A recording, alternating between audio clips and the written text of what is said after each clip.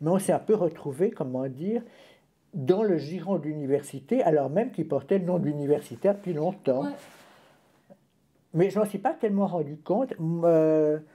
C'est-à-dire que moi j'ai connu Tanner ou Goretta, mais je les ai connus après. Alors évidemment, et eux travaillaient dans un contexte complètement différent. Gérard les blabla, j'entends, je trouve ça très ennuyeux. J'ai gens, ça n'a pas écouté ceux des autres. Donc, il n'y a pas de présentation de film non plus. Mais il ne faut pas oublier qu'il y avait un texte qui était dans le programme. C'était un joli petit programme. Annie Pfeffer, on l'a peut-être encore, de 16 pages, d'après mes souvenirs. Puis il y avait quelque chose sur chaque film, un générique, et puis un résumé, puis enfin, une petite sauce autour. Mais à l'époque, imaginez qu'il n'y ait pas d'ordinateur, donc la machine à écrire. Et il n'y avait rien. Les affiches, ça faisait avec des lettres A7 qu'on les collait comme ça. J'allais porter, les photos étaient faites par un clicheur, on les coupait, on posait les couches l'une sur l'autre comme pour un millefeuille. J'allais porter ça à l'imprimeur. Donc c'est une époque, comment dire, il n'y avait pas encore, il y avait plus de dinosaures dans les rues de Genève depuis un certain temps, mais on n'était pas loin. J'allais voir la dame de la censure en même temps, qui était une blonde d'un certain âge, c'était une dame d'un âge certain, qui s'appelait Mademoiselle Schaeffer et qui s'occupait de la censure genevoise, qui disait Étienne, c'est affreux, les valseuses, qu'est-ce que je dois faire et qui était très libéral d'ailleurs, mais qui me disait pour l'âge d'or de Buñuel, je ne sais pas si je peux, dans le fond. Parce qu'il était interdit à Genève en 30, et je ne sais pas si j'ai le droit de lever 30 ans après ou 40 ans après un acte de censure. Est-ce qu'on force les choses ou est-ce qu'on les force pas? C'est une discussion extrêmement agréable avec elle. Et il y a des choses qui n'ont pas tellement passé à cause de ça, mais très très peu finalement. Et pour tout ce qui, je sais pas, les nouveaux films russes ou les nouveaux films sud-américains, on décidait une fois pour toutes que ça avait un visa de censure. Moi, c'était comment dire, c'était entre elle et moi que ça se passait. Mais c'était une dame absolument charmante, comme on dit, qui était dans le fond pas tellement pour la censure. Et comme il était président fondateur, comment dire, c'était papa et ses enfants. Les enfants, c'était les copines. Alors, il donnait ou il ne donnait pas, et il avait aussi une certaine vision du cinéma. C'est-à-dire que il me disait, ça y est, vous allez encore me demander des mélodrames italiens épouvantables. Lui avait comme une vision un peu élitaire du cinéma, même si lui faisait partie des conservateurs du cinémathèque qui disaient, il faut tout garder. Et ça, il faut lui en tenir vraiment, comment dire, avoir pour lui, pas tenir rancune justement, il faut avoir pour lui une certaine reconnaissance. Il accueillait tout. Et, et en même temps, il était un peu amusé parce que j'étais en concurrence avec le film Podium à Zurich, c'était quand même pas des rigolos. Et alors, le bon film, j'ai pas besoin de vous faire un dessin, c'était quand même très catéchisant ce qu'on proposait aux gens. En clair, on disait aux spectateurs, ça c'est bon. Moi, je ne me suis jamais permis de dire aux spectateurs, ça c'est bon. J'ai même présenté des choses que je trouve extrêmement mauvaises. Mais enfin, je pense que les gens doivent voir des mauvais films. Et parce que certains de ces films faisaient partie de l'histoire du cinéma, ou de l'histoire tout court, et ça permettait, il y a beaucoup de films que je n'avais pas vus, ça permettait aussi des redécouvertes. Je pense que l'histoire du cinéma américain tel qu'on la lit maintenant n'est pas du tout celle que l'on lisait dans les années 60. Et je me souviens très bien d'un cycle où j'avais complètement oublié qu'il y avait des heures de repas. Donc c'était continu, et de projectionniste quand même, de 9 heures du matin à minuit. Et juste totalement délirante, j'estimais que, puisqu'il y avait beaucoup, on pouvait montrer n'importe quoi au sens positif du terme. C'est-à-dire montrer n'importe quoi, c'était ouvrir aux gens des portes nouvelles.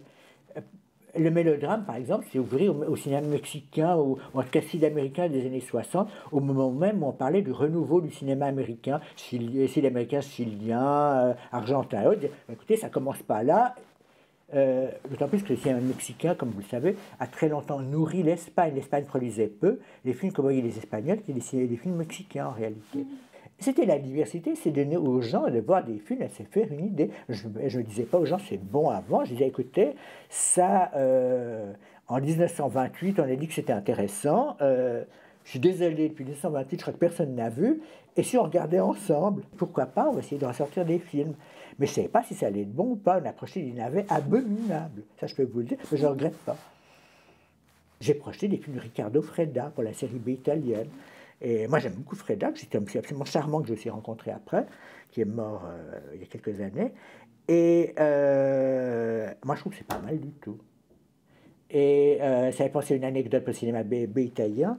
C'est un acteur qui a été immensément populaire, qui était Amedeo Nazari, qui était le dieu du cinéma italien des années 40. Imaginez, il y a 2 films où il joue son propre personnage. Il y en a un que vous avez vu, c'est Les Nuits de Cabiria de Fellini. L'acteur, c'est lui. L'acteur qui recueille la prostituée, qui arrive dans un appartement fabuleux d'un acteur, c'est lui. Et il disait, à la fin de ma vie, j'ai fait des séries B avec un titre qui s'appelait Raffaele Matarazzo. J'ai tellement honte que je regarde, et je n'allais même pas à la première du film. Puis je suis devenu vieux un jour, puis la série a passé à la TV. Alors je me suis dit, à la TV, personne ne me voit. Donc j'ai pressé sur le bouton. Il dit, moi j'ai trouvé que c'était pas mal du tout. Donc je trouve qu'il fallait avoir ce réflexe-là. Et ces films, en plus, il me dit, et en plus, jamais avec ces films, j'avais eu autant de succès.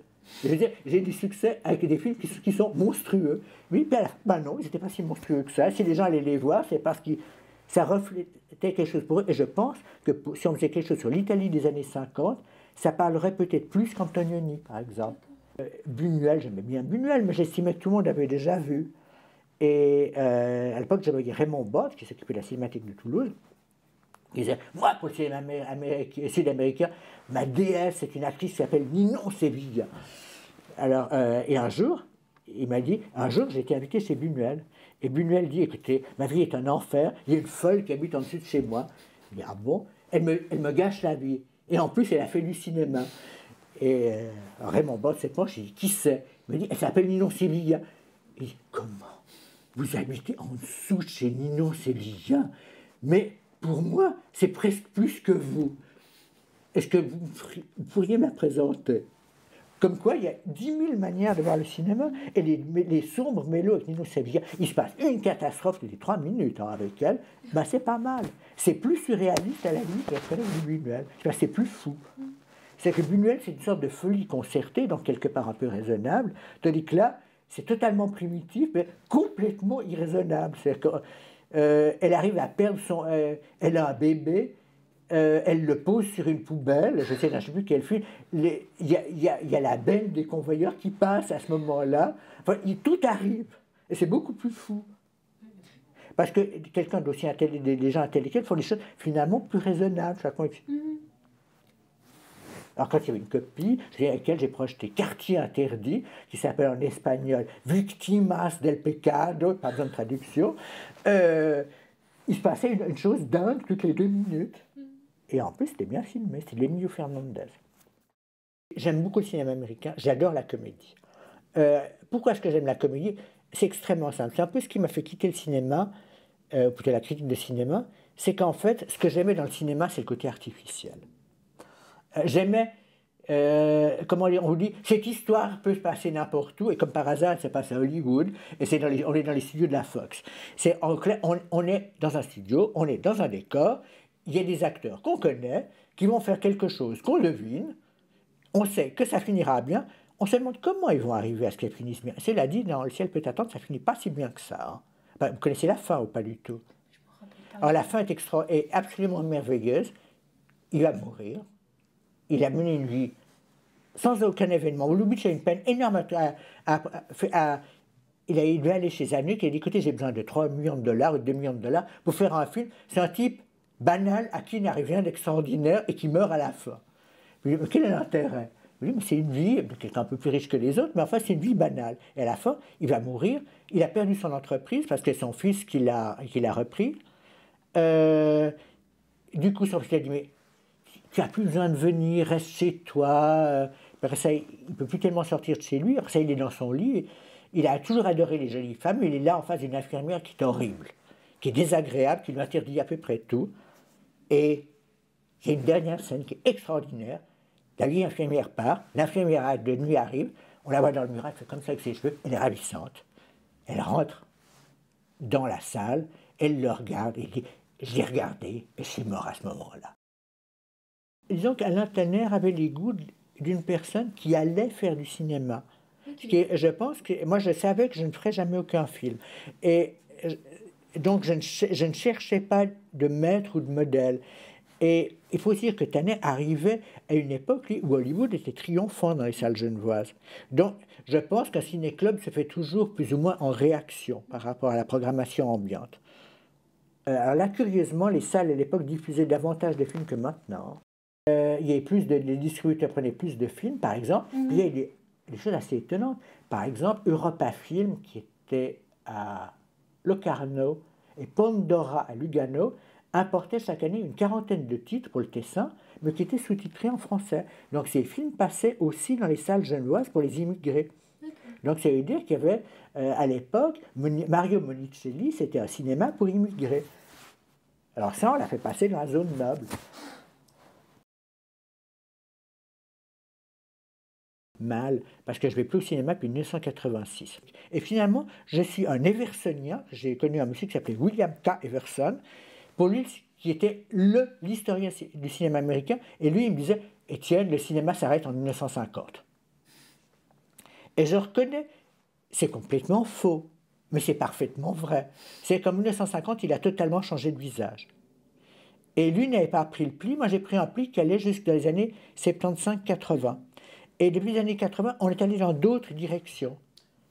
Et c'est des directions qui ne m'intéressent pas tellement, mais le cinéma ne va pas mourir pour autant. Ce n'est pas parce que je ne vais pas au cinéma que le cinéma va mourir.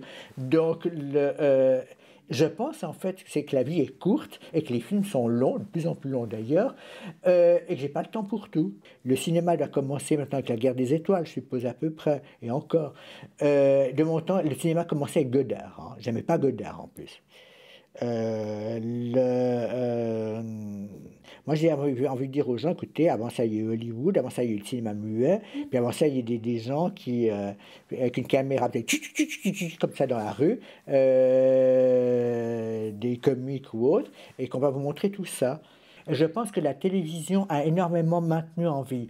Billy Wilder, je ne sais même pas ce qu'il faut dire parce qu'il lui est allemand, disait un jour, quand j'ai débuté, quand on avait fait un très très mauvais film, 2 ans après, tout le monde avait oublié, c'était pas grave. Maintenant, il me dit, maintenant il y a un imbécile pour leur sortir 60 ans après. Un jour, j'ai été critique de cinéma pour la Tribune, j'étais le critique en second. Le principal s'appelait Georges Bracci. Il fallait une fois faire une histoire des critiques genevois, ce serait très intéressant. Et qui était quelqu'un qui était très politiquement marqué. Ça, j'aime pas beaucoup parce que, comment dire, ça fait dire du bien des choses qu'on n'aime pas et dire du mal des choses qu'on aime bien. Par exemple, moi je me souviens d'une discussion avec Albera, c'était à propos de Samuel Fuller. Il me disait, c'est un cinéaste de droite, c'est un cinéaste fasciste, parce que lui, hein, tout de suite, il n'y a pas de détails. Hein. Mais ce qu'il fait, c'est génial, comment est-ce que je dois en parler? Je dis, mais François, on pourrait peut-être dire que c'est bien. Mais pour lui, il y avait un problème majeur. Le livre qui a révolutionné l'histoire du cinéma, c'est Les Entretiens avec Hitchcock de Truffaut. Ça, c'est vraiment un livre de base totale. D'autant plus que ce que dit Hitchcock du cinéma, c'est... J'entends, pourquoi il y a un gros verre, pourquoi c'est blanc, pourquoi c'est rouge, pourquoi il y a un sac à main qu'on voit. On se rend compte que chaque chose est réfléchie. Et il y a eu 2 livres d'entretien du même genre qui sont extraordinaires aussi. Il y a le livre avec Billy Wilder, c'est très drôle. Et il y a le livre avec George Cukor, qui dit « Je ne suis pas un auteur ». Et à un certain moment, il dit « Je vais vous le prouver ». Vous m'avez dit à un certain moment que la dernière partie d'un de mes films est moins bonne que la première. Et je vais vous dire que c'est normal. Et il dit « Pourquoi c'est normal ?» Mais il dit « Parce que le deuxième acte de la pièce est moins bon que le premier ». Je ne peux quand même pas aller à l'encontre, oui.